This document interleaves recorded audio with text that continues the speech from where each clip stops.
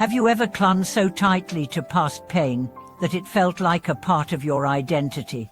Have you ever thought that by not forgiving someone, you were somehow protecting yourself from further hurt? Welcome back to the channel, my friend. Today we are diving deep into something that touches everyone, whether you're a CEO or a student, a parent or an artist, because we all carry wounds. Today, we are talking about forgiveness. But not in the way you've heard it before. Not as a religious virtue, not as a sign of weakness, and definitely not as letting someone off the hook. No, we are going to explore how forgiveness might just be the key to reclaiming your own life. Let's start by challenging a common myth that forgiveness is about the other person. It's not. It's about you. About choosing peace over pain, freedom over resentment. Today's journey will unfold around a few powerful ideas: why forgiveness is difficult, what it really does for us emotionally and neurological life, and how we can consciously walk the path of letting go, not for their sake, but for our own. Now let me take you back to a true story, one that shocked America in 2001, and yet quietly seeded one of the most powerful examples of what forgiveness can look like in real life. Mary Johnson, an African-American mother, lost her only son when he was murdered by a 16-year-old boy named Oshi Israel. Her life shattered. For years, she drowned in grief, rage, and an aching sense of injustice. She dreamed of revenge. She contemplated ending her own life. But one night, after hearing another grieving mother talk about choosing forgiveness, something shifted. Mary reached out to the prison. She asked to meet Oshi. When they met, Mary didn't scream. She didn't accuse. She simply said, "I need to see the person who destroyed my world." And in that moment, when Oshi broke into tears, when silence spoke louder than any courtroom testimony, something began to heal, not instantly, but gradually, slowly. Over months, they built a relationship. Mary even helped Oshi rebuild his life after prison. She became his mentor. She helped him find housing. They spoke together about violence and healing. When asked why she did it, Mary answered, "The forgiveness wasn't for him. It was for me. I wanted to stop hurting." That's where we start, because forgiveness isn't about pretending the past didn't happen. It's about not allowing it to define your future. Now let's look at the science.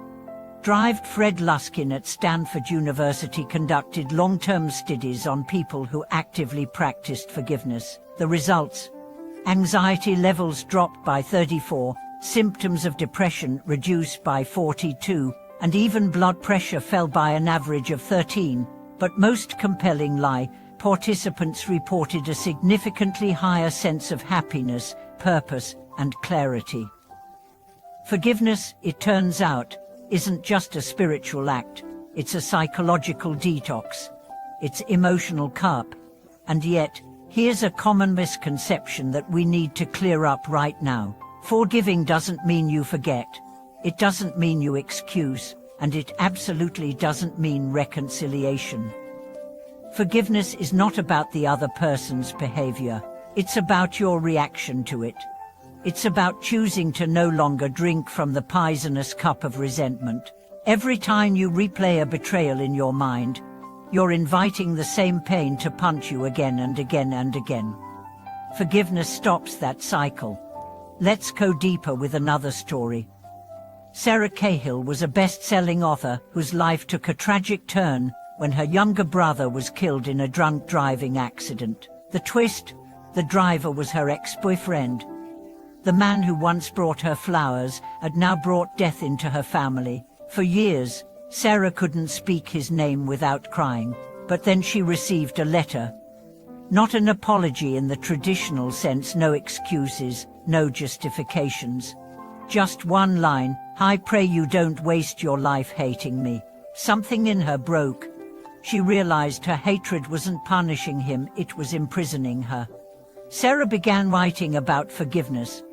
Not abstract ideas, but trembling sentences about real pain and even real healing. She spoke on TED stages, not as a guru, but as a grieving sister who chose to be free. This leads us into something most of us haven't considered. Forgiveness is actually power. When you choose to forgive, you're not letting someone off easy. You're taking your life back. You're saying, you don't get to occupy my thoughts, my emotions, my nervous system anymore. Still, forgiveness is a process. A layered, messy, often tear-filled journey. So let's explore how to do it practically. Not overnight, not with pressure, but with sincerity. Step 1. Acknowledge the pain. You can't forgive what you deny. If someone hurt you, admit it. Write it down, say it out loud. Let it be real. Step 2. Understand the cost of holding on. Ask yourself, what is this resentment stealing from me? Sleep, joy, creativity, intimacy. Step 4. Make the conscious decision to let go, not because they deserve peace, but because you do. Let's add a powerful mental exercise. Picture the person who hurt you. Now imagine they're standing on a bridge behind you.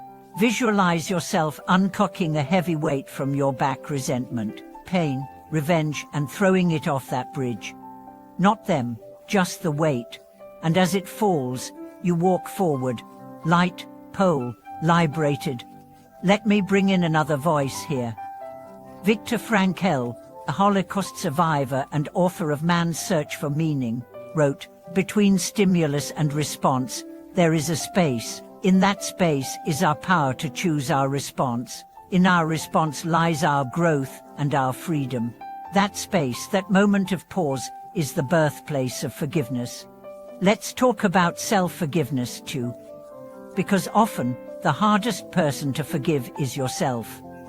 Maybe you stayed in a toxic relationship too long. Maybe you failed someone you loved. Maybe you let fear dictate a major life decision. Whatever it is, that guilt doesn't need to live inside you forever. Try this. Write yourself a letter, not to justify, but to understand. Say, I did the best I could with the awareness I had. Or say, I choose to grow, not punish.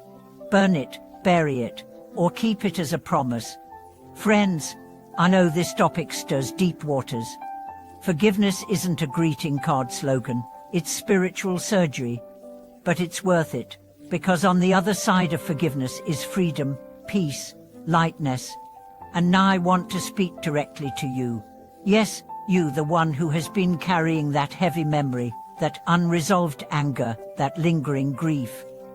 I want you to hear this clearly. You deserve a life not defined by someone else's cruelty. You are not your wound. You are not your past. You are not that moment of betrayal. You are everything you've survived since then. Imagine this. What would your life look like if you released that pain? What dreams would you chase? What relationships would flourish? What new version of you would rise? Forgiveness is not the end, it's the beginning. It's the start of you being the author of your story again, not the victim, not the prisoner, but the creator. If this resonated with you, please share your story. Who are you ready to forgive? Or maybe you've already walked that path. What did you learn? Subscribe to this channel for more life-shifting conversations. Leave a comment. Hit that like button. And most of all, thank you for watching this video.